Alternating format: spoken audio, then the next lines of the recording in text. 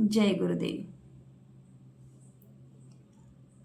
तो आज का जो ज्ञान पत्र है वो है प्रश्नों और इच्छाओं से निपटना। बहुत सुंदर ज्ञान पत्र है आज का ये। तो यह ज्ञान पत्र परम पूज्य गुरुदेव श्री श्री रविशंकर जी ने 20 मार्च 1996 को स्वर्गाश्रम ऋषिकेश में दिया था। तो इस ज्ञान पत्र के द्वारा बहुत सुंदर मैसेज गुरुजी ने हमें दिया है। तो उस दिन क्या हुआ कि एक युवक ने गुरुदेव से एक प्रश्न पूछा और उस प्रश्न का उत्तर जब गुरुदेव देने ही जा रहे थे तब वह युवक दूसरे प्रश्न के साथ तैयार था। तब गुरुदेव कहते हैं, अरे प्रश्न को पकड़कर ही रखोगे तो तुम्हें उत्तर कैसे मिलेगा? तो तुम क्या करो, तुम सभी प्रश्न मुझे दे दो, तब तुम देखोगे कि उन सभी प्रश्नों के उत्तर तुम्हारे पास पहले से ही मौजूद है।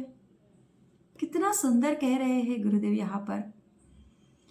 और देखो, इच्छाएं जब हमारे मन में उत्पन्न होती है ना, तो उसके लिए तुम कुछ करते हो क्या? नहीं, वो तो अपने आप ही उत्पन्न हो रही है। उन इच्छाओं को उत्पन्न करने के लिए तुमने कुछ किया है? नहीं, बिना कुछ किए ही वह उत्पन्न हो जाती है। लेकिन उस समय अगर तुम ऐसा सोचते हो कि मैं इच्छा विहीन हो जाऊं, तो वो भी तो एक इच्छा ही हुई। तो इसके लिए गुरुदेव कह रहे हैं कि मैं एक बहुत सुंदर उपाय बताता हूं तुम्हें। तो जैसे अगर तुम्हें हवाई जहाज पर जाना है तो तुम क्या करते हो? उसके लिए तुम्हें टिकट तो खरीदनी पड़ेगी, है कि नहीं? अगर तुम्हें मूवी देखने जाना है तभी तुम्हें टिकट तो खरीदना पड़ेगा। और जब तुम वहां पर पहुंचते हो तब प्रवेश द्वार पर तुम्हें टिकट देनी पड़ती है कि नहीं? क्या तुम टिकट पकड़कर खड़े रहोगे वहां पर? नहीं ना। अगर तुम टिकट नहीं दोगे तो तुम अंदर कैसे जाओगे बताओ? वैसे ही यदि तुम किसी कॉलेज में दाखिला चाहते हो तो वहां पर आवेदन पत्र भरना आवश्यक है और वह भरकर तुम्हें जमा करना ही पड़ेगा। अदरवाइज तुम्हें एडमिशन कैसे मिलेगी बताइए?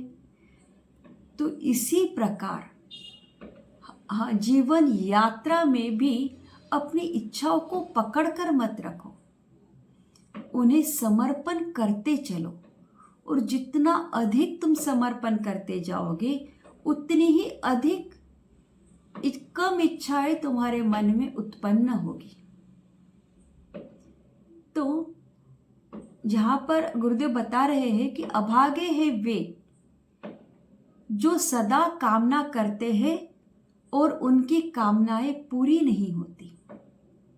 उनसे कुछ भाग्यवान है वे जिनकी इच्छाएं लंबे विलंब के बाद पूरी होती है। और उनसे अधिक भाग्यवान है वे जिनकी इच्छा उत्पन्न होते ही पूरी हो जाती है।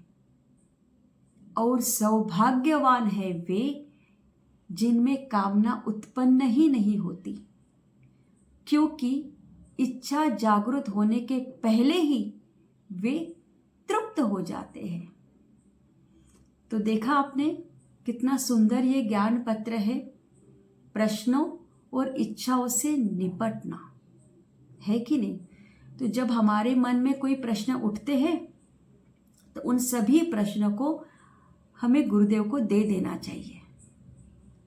और अगर कोई इच्छा उत्पन्न होती है तो उसे समर्पण कर दो, क्योंकि जितना अधिक तुम समर्पण भाव में रहोगे उतना ही तुम्हारा मन शांत रहेगा और तुम भीतर से खाली महसूस करोगे, हल्के हो जाओगे, है कि नहीं? तो इसीलिए जो भी है हमेशा समर्पण भाव में रहना चाहिए। लेकिन ये सब कब उत्पन्न होगा, हम कैसे कर सकते हैं? है कि नहीं? जब हम साधना, सेवा, सत्संग से जुड़े रहते हैं, जब हमारी साधना गहरी होती है, तब हम ये समझ पाते हैं कि अगर कोई इच्छा मन में उत्पन्न भी होती है ना, तब हम उसको तुरंत समर्पण करके खाली हो जाते हैं।